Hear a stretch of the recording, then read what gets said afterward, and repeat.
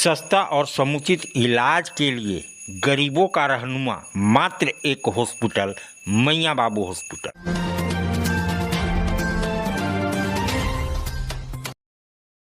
कि झारखंड और बिहार और खासकर पलामू में ये सभ्यता रही है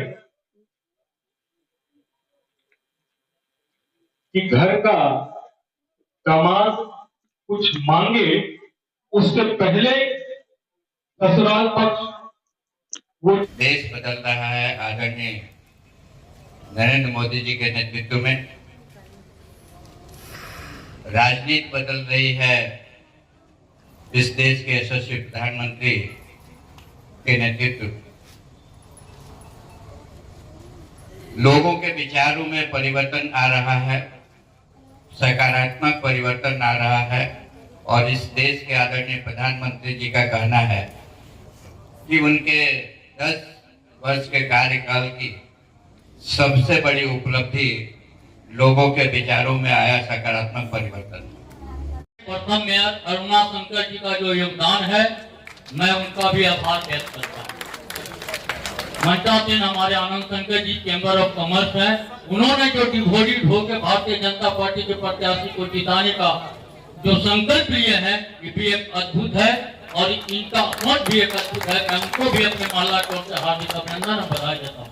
मैं बहुत सौभाग्यशाली होता यदि कुछ समय के लिए ही सही प्रेसिडेंशियल फॉर्म ऑफ गवर्नेंस यहाँ पर होता और जब मौका मिलता अपने प्रतिद्वंदी के साथ एक मंच पर बैठ करके डिबेट करने का और ये बताने का कि मैंने क्या कार्य किया और आपने क्या कार्य किया, तो बहुत अच्छा होगा।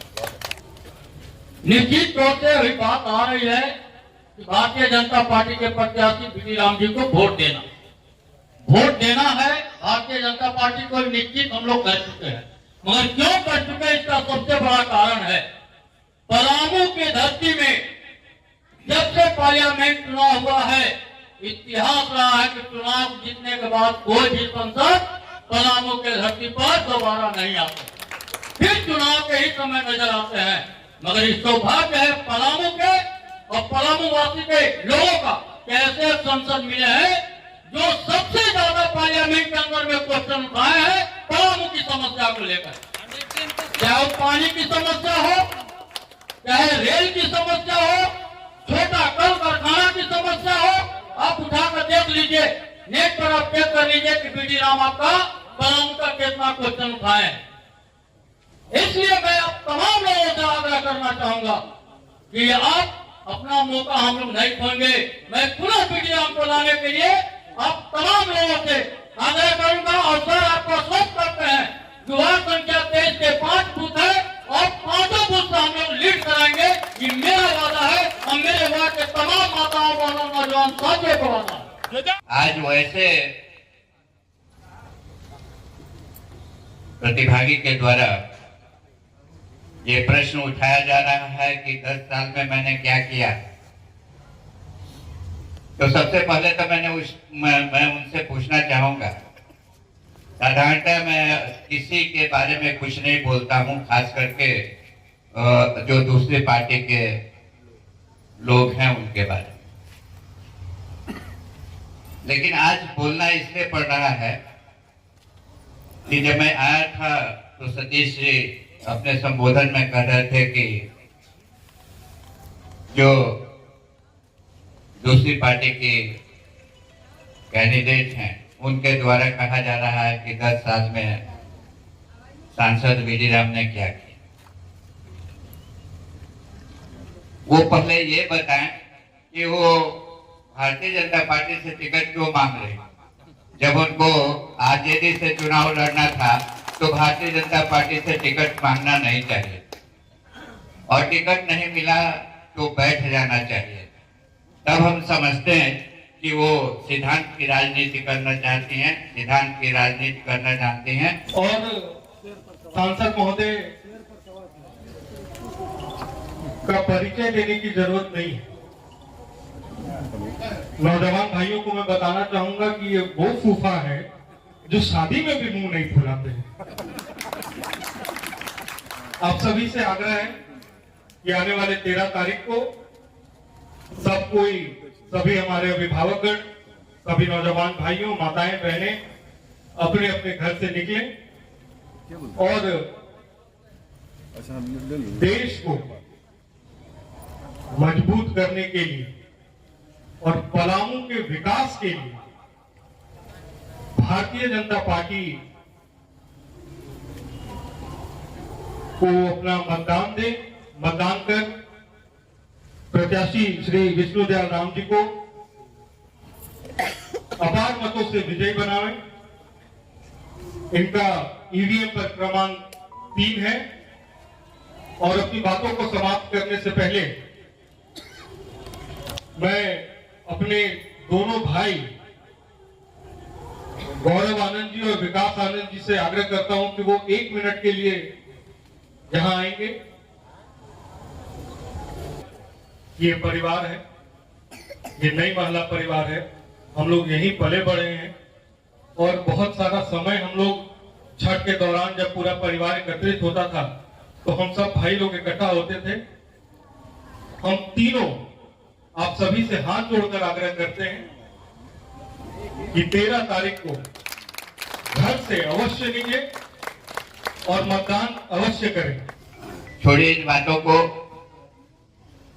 मैं अपनी उपलब्धियों को गिनाने यदि लगूं तो कम से कम मुझे आधा घंटा समय तो जरूर चाहिए। ये बातें कम और काम ज्यादा। ये टाइटल मेरे द्वारा नहीं दिया गया, ये हमारे देश के संगठन महामंत्री तत्कालीन रामलाल जी के द्वारा ये उपाधि दी गई है। हर क्षेत्र में हमने विकास करने का कार्य किया है। एक सांसद को जो करना चाहिए करने का हमने प्रयास किया।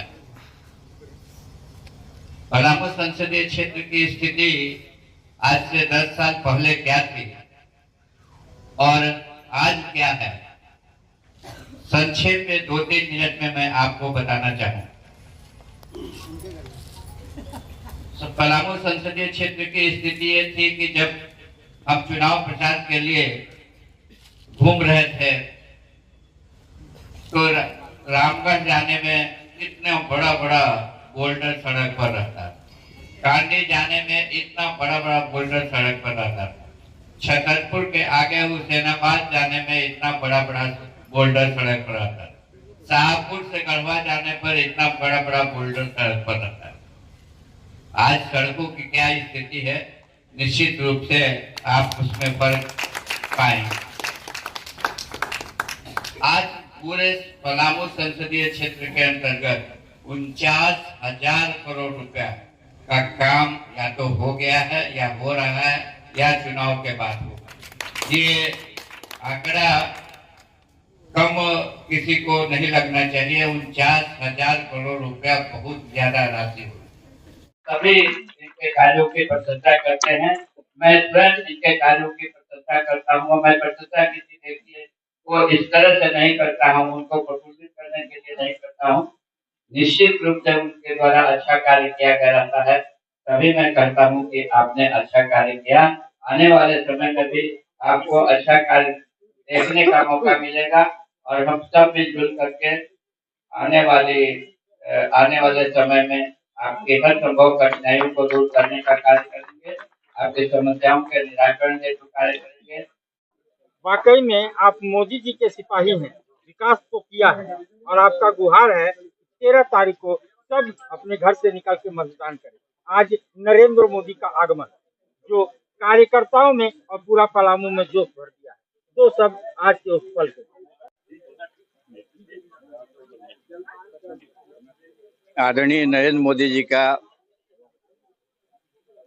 पलामू की धरती पर आज आगमन हुआ था। निश्चित रूप से भारतीय जनता पार्टी के कार्यकर्ताओं पदाधिकारियों के अलावा